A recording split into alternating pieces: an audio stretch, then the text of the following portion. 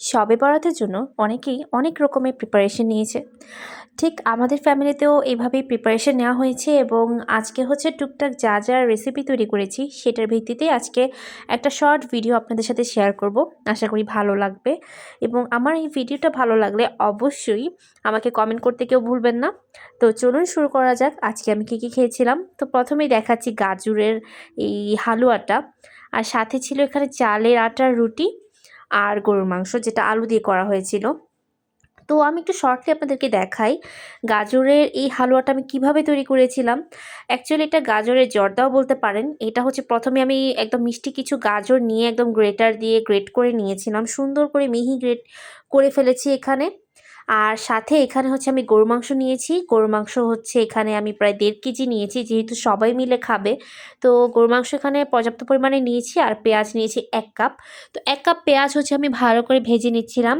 তো ইতোমধ্যে আমি গরম মশলাগুলো দিয়ে তেলের মধ্যে হচ্ছে পেঁয়াজটা দিয়ে ভালো করে ভেজে নিচ্ছিলাম। এখানে আমি রাঁধুনির যেই গরুর মাংসের মশলাটা আছে সেটা ব্যবহার করছি। এতে কিন্তু টেস্ট অনেক গুণে বেড়ে যাবে। তো পুরো প্যাকেটে কিন্তু আমি এখানে ব্যবহার করেছি।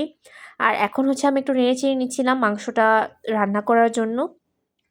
এখানে হচ্ছে আমি ভালো করে মশলাটা কষিয়ে নিয়েছি। যতক্ষণ না ভালো করে কষাবে ততক্ষণ আমি ওয়েট করব। তো এখানে হচ্ছে মশলাটা কষানোর জন্য আমি একটু ওয়েট করছিলাম।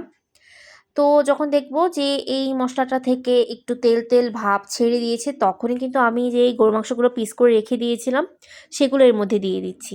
তো এখানে হচ্ছে আমি গরু মাংসটাকে ভালো করে রান্নাতে চড়াই দিয়েছিলাম।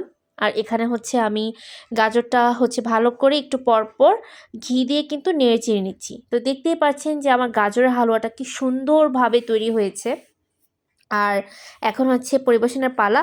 আর এখানে আমি আমার গরু মাংসটাও পারফেক্টলি কুক করেছি প্রেসার কুকার দিয়ে, খুব তাড়াতাড়ি 30 মিনিটের মধ্যে আমি ভালো করে কুক করে নিয়েছি। এখন হচ্ছে রাতে সবার খাওয়ার পালা। এখানে আমি অনেক সুন্দর করে মাংসটাকে সফটলি কিন্তু রান্না করেছি, দেখতেই পাচ্ছেন। আশা করি ভিডিওটা ভালো লেগেছে। কে কীভাবে উদযাপন করেছেন অবশ্যই কমেন্ট করে জানাবেন।